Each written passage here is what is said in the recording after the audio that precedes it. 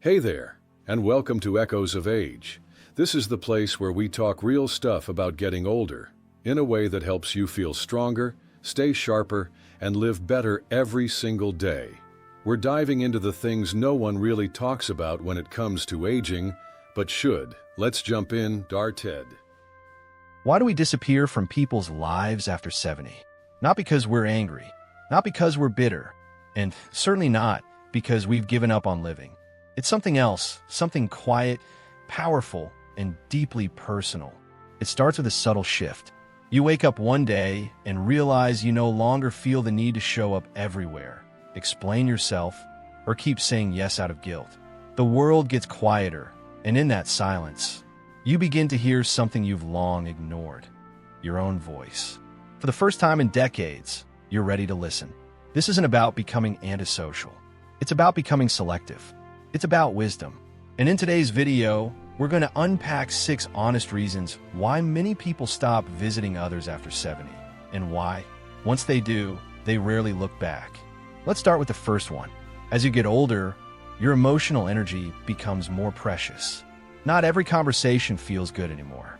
Some that once seemed harmless now leave you feeling exhausted. You go to visit someone, and instead of feeling uplifted, you come home carrying their emotional baggage. It's surprising how draining it can be to sit through endless complaints, old grudges, or conversations that go nowhere. You start noticing which visits nourish you, and which ones take more than they give. Take Paul, for example. At 82, he used to visit his brother every Sunday. But over time, the visits became arguments, politics, family history. Who said what 30 years ago? Paul would leave with a tight chest and hours of anxiety. Eventually, he stopped going. His brother didn't understand, but Paul did. He realized peace was more important than tradition. That's the heart of emotional boundaries. You're not withdrawing from people because you're cold. You're pulling back because you've finally learned that your peace matters. It's not selfish. It's survival. After 70, time changes. It no longer feels endless. It feels rare, sacred, deeply personal. You begin thinking carefully about how you spend it, and with whom. When you were younger, you gave your time freely, chit-chatting with neighbors, sitting through long family dinners out of politeness, visiting people because it was expected. But now, you see things differently. Every hour matters, and not every hour is worth giving away. Lorraine, 76, used to drive 3 hours every month to visit her cousin. They'd chat, watch TV, eat the same meals. It wasn't terrible, but it wasn't joyful either. Then one day she thought, what if I spent that time at the lake with my sketch pad? So she did, and she never felt more alive. This is what revaluing time looks like. You start choosing activities that feed your soul over ones that simply fill the calendar. That might mean reading a book on your porch instead of driving across town, or spending time in the garden instead of sitting through another family drama. It's not about cutting people off. It's about choosing moments that matter. This one is closely tied to boundaries, but goes even deeper. As you age, you begin to notice how some interactions leave you completely emptied. Not physically tired, emotionally stripped. You find yourself nodding through conversations that feel shallow, smiling politely while your spirit grows quieter. You're not being rude. You've simply outgrown the need to perform. Harold, 74, spent every weekend visiting his extended family, but he realized no one really listened to him. They were too busy talking over each other, showing off, or rehashing the same stories. One weekend, Harold stayed home. He made tea, walked with a friend who truly saw him, and he never went back to the noise. This is emotional growth. You realize solitude isn't lonely when it brings you peace. You no longer feel the need to explain your distance. You understand that not everyone deserves access to your emotional energy, and that's okay. What used to feel like a quick outing now feels like a mission. You begin the day with the best intentions. Get dressed, maybe bring a little something for the host, drive across town. But by the time you're home, you feel like you've climbed a mountain. Even short visits come with a cost. Fatigue, soreness, the need to recover. Barbara, 78, used to meet friend for coffee every Thursday. But eventually, Even parking and walking across the lot became a challenge. Sitting on uncomfortable benches, listening for hours, it wasn't worth the physical toll. She stopped going.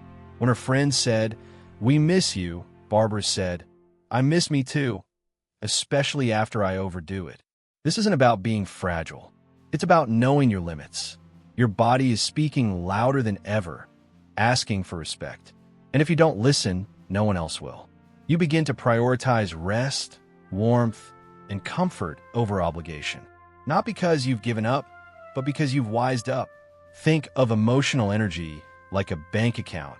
After 70, you stop spending it on people or situations that don't give anything back. You stop calling people who never call you. You stop attending gatherings where you're ignored or disrespected. You stop saying yes just to avoid conflict. And instead, you start investing in people and moments that fill you up. Walter, 82, used to call his son every Sunday. But each call was tense, rushed, and ended with a snide remark. Eventually, he stopped, not out of spite, but because he realized this isn't love, it's habit. He took that same energy and poured it into a friendship with a neighbor who shared his love of jazz. And he felt free. You realize you don't owe your presence to everyone. You don't have to keep toxic ties alive just because of shared history or blood. You begin treating your emotional life like a garden. You water what grows and pull out what poisons. And then something powerful happens. You stop asking for permission to value yourself. You stop shrinking to make others comfortable. You stop being the default caregiver, planner, babysitter, or therapist. You begin saying no, not with bitterness, but with clarity. This is the self-respect awakening. It often comes after decades of being overlooked, dismissed, or used. And it changes everything. Marilyn, 76, had spent most of her life being everyone's go-to person.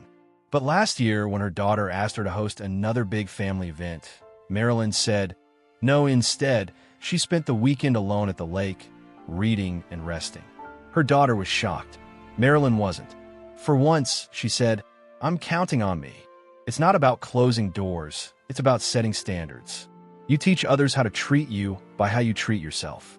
And when you start showing yourself kindness, respect, and patience, others learn to follow, or they fall away. Either way, you're free. If you've stopped visiting people after 70 and you're wondering if something's wrong with you, there isn't. You're not broken. You're becoming whole. This isn't the start of isolation. It's the beginning of wisdom. You're no longer running around to be seen or accepted.